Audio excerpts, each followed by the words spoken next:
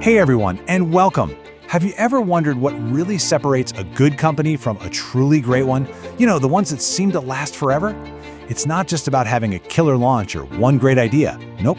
It's about having a system for getting better day in and day out. So today, we're going to break down the framework that makes all that happen. So let's just jump right into the big question, right? It's one thing to get to the top of the mountain, but how do the best organizations actually stay there? In a world that's changing so fast, how do they keep their edge? I can tell you it isn't luck, and it's definitely not magic. Well, here's the secret. They build something powerful, something that's always running under the hood. You can think of it like a perpetual improvement engine.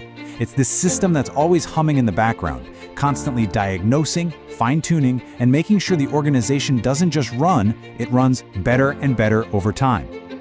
Now, this engine we're talking about, it has a more formal name. It's a compliance and continual improvement framework. Basically, it's a structured way of turning that vague goal of getting better into a real, concrete, and repeatable process. So let's pop the hood and see how all the different parts of this engine work together. You see, this whole framework isn't just a single action. It's a cycle that never stops. It's constantly monitoring performance, measuring how well you're actually sticking to your own standards, and then, analyzing all that data. From there, it helps you manage any issues that pop up, but, and this is the most important part, it uses all that information to drive real, proactive improvement.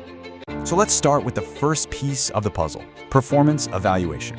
If our framework is an engine, then think of evaluation as reading the dashboard. It's how you know if everything's running smoothly, right? Are you on the right track? Are you maybe low on fuel? Or is one of those little warning lights about to start blinking?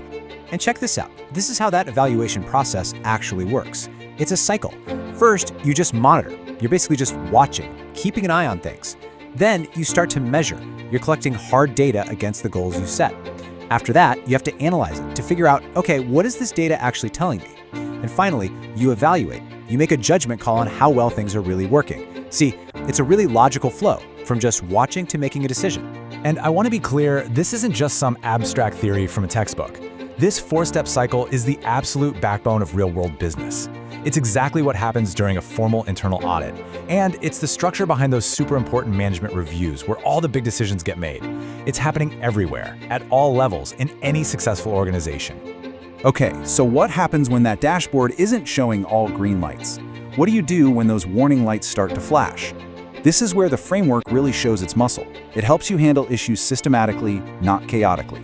This is where the rubber meets the road. Okay, before we go any further, we got to get a key piece of jargon out of the way.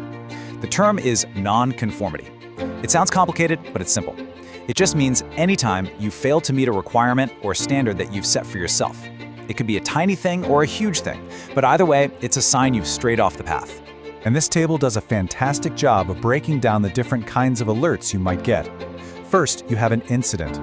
Think of this as a near miss, an unplanned event. The action, you document it and you investigate. Then you have a non-conformity. That's an actual failure. You miss the mark. So you document it and you contain the problem so it doesn't get worse. And finally, you have corrective action. That's the solution you put in place to fix the root cause so this never happens again. You see the pattern here?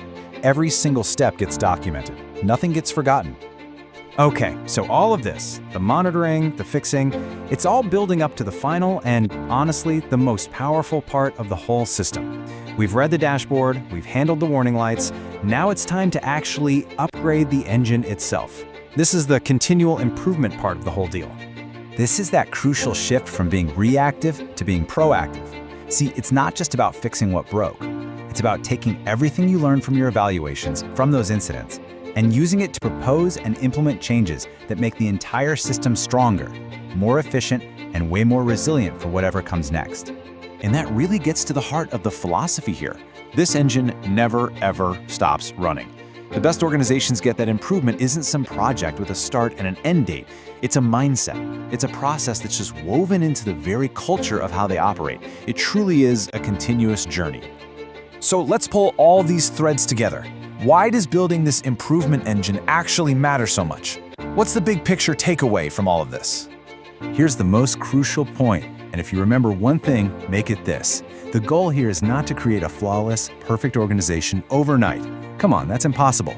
The real goal is to create an organization that is always learning, always adapting, and most importantly, always making progress. That's what builds resilience and guarantees success for the long haul. So I'm going to leave you with this question to chew on. Whether you're thinking about your team, a personal project, or your whole company, think about your own improvement engine. What's one small upgrade it needs today? Just one small tweak to how you monitor things or handle an issue, because that's exactly how the journey begins.